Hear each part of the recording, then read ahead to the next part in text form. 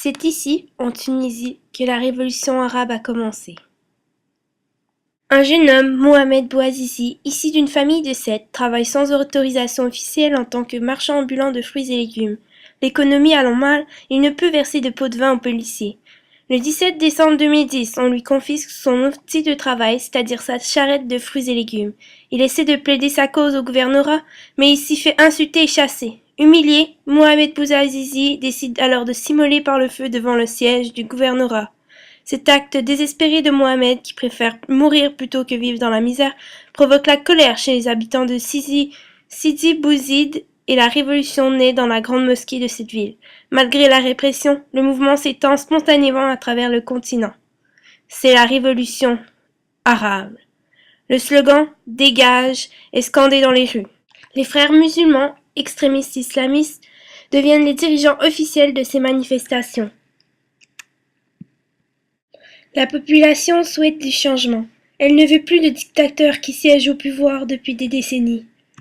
C'est le cas d'Hosni Moubarak, président de la République arabe de 1981 à 2011, soit près de 30 ans. Suite aux manifestations hostiles des habitants, il destitue le gouvernement.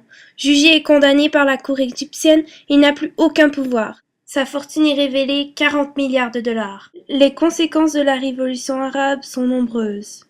Au Maroc, le roi Mohamed VI a dû donner plus de pouvoir au Premier ministre. En Algérie, le président a promis une réforme constitutionnelle et plus de démocratie. La Libye, quant à elle, suite à une guerre civile, l'intervention de l'OTAN et la mort du dictateur Kadhafi, a un gouvernement instable convoité par plusieurs groupes rebelles qui ont dirigé la révolution. En Égypte, la lenteur des réformes impatiente les manifestants. Lors des premières élections, le Parti de la liberté et de la justice, qui représente les frères musulmans mentionnés plus tôt, remporte les 2/3 des sièges. Mohamed Morsi est à la tête du pays. Le chaos survient à nouveau. L'état d'urgence en vigueur en Tunisie depuis la révolution de janvier 2011 a finalement été levé en mars 2014. Cette même année, suite à l'adoption d'une nouvelle constitution, le nouveau président a accepté de céder le pouvoir à un gouvernement d'indépendants qui a pour principale mission de conduire le pays vers des élections avant la fin de l'année. Le printemps arabe a remis en question la place des droits de l'homme en Arabie Saoudite, au Yémen et au Qatar. La Syrie connaît une guerre opposant le régime Al-Assad aux forces rebelles.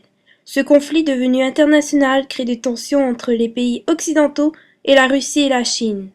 Attaques nucléaires, assassinats et alliances terroristes, on peut dire que les manifestations au départ pacifiques ont dégénéré en un véritable bain de sang.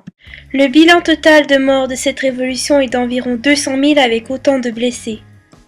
Ces sacrifices n'ont pas été inutiles, ils ont permis au monde d'évoluer et à la démocratie de s'étendre.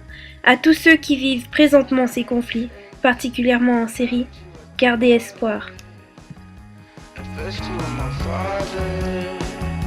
I love you.